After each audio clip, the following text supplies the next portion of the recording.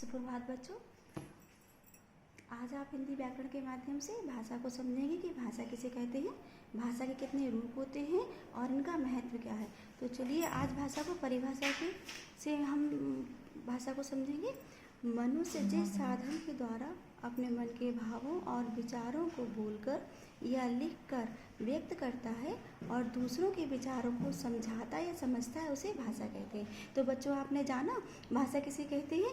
Simply तौर पे हम समझेंगे कि लिखकर या बोलकर जब हम अपने मन के भावों को, विचारों को समझते हैं तो उसे ही हम भाषा कहते हैं। नेक्स्ट है भाषा के रूप। भाषा के दो रूप होते हैं, मौखिक रूप या कथित भाषा, लिखित रूप या स्थायी भाषा। वैसे बच्चों तीसरी भाषा होती है सांकेतिक भाषा, जिसे हम इशारों के द्वारा समझाते हैं, लेकिन यहाँ पर हमने दो भाषा को लिया है। चलिए हम शुरू करते हैं मौखिक रूप या कथित भाषा से।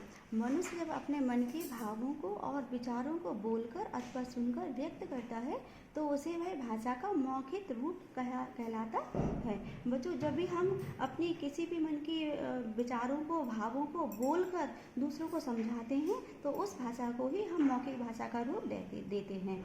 दूसरा नंबर है लिखित रूप या स्थायी भाषा।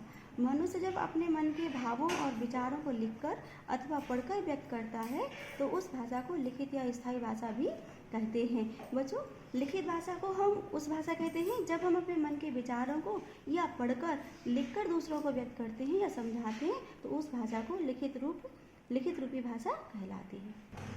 आइए बच्चे, आज हम भाषा के दोनों रूपों के महत्व के बारे में समझेंगे कि भाषा का क्या महत्व है। भाषा के दोनों रूपों का अपना अपना महत्व है। सामान्यतः दैनिक व्यवहार में मौखिक भाषा का अधिक प्रयोग है, लेकिन विश्व के सभी महत्वपूर्ण कार्य लिखित भाषा में ही पूर्ण किए जाते हैं। इसलिए आज हमारा इतिहास सुरक्षित है। लिखित भाषा स्थायी होने के कारण इसका रूप अधिक महत्वपूर्ण है। बच्चों, आपने पढ़कर इसे समझा कि भाषा का दोनों रूपों का क्या महत्व है, लेकिन आज के युग में जो मौखिक से अधिक लिखित भाषा का ज़्यादा महत्वपूर्ण है, क्योंकि लिखित भाषा सुरक्षित रहती है और इसी के द्वारा जितने भी दस्तावेज हैं हम उनको सुरक्षित रख सकते हैं और आगे आने वाली पीढ़ियों के लिए इतिहास हमारा सुरक्षित रहता है। क्योंकि जो मौखिक भाषा होती है उसे सिर्फ हम बोलकर ही व्यक्त करते हैं, जो कि सुनने के बाद वो बात खत्म हो जाती है, लेकिन जो लिखित भाषा होती है वो सुरक्षित रहती है आगे आने तक। नेक्स्ट है हमारे भारत में बोले जाने वाली भाषाएं। भारत में कितनी प्रकार की बोली हैं, जो भाषाएं बोली जाती हैं उनका रूप 22 है, जो इस प्रकार है। सबसे पहले असमिया, उड़िया, कन्नड़, कश्मीरी, कोंकणी, गुजराती, तमिल, तेलुगु, नेपाली, पंजाबी, बांग्ला, मलयालम, मराठी, मणिपुरी, सिंधी, संस्कृत, मैथिली, संथाली, डोगरी, बोडो, उर्दू, हिंदी। इस तरह से बच्चों ये भारत में प्रमुख बोले जाने वाली भाषा 22 है। जो आपने इसको समझा तो थैंक्स। नेक्स्ट वीडियो के लिए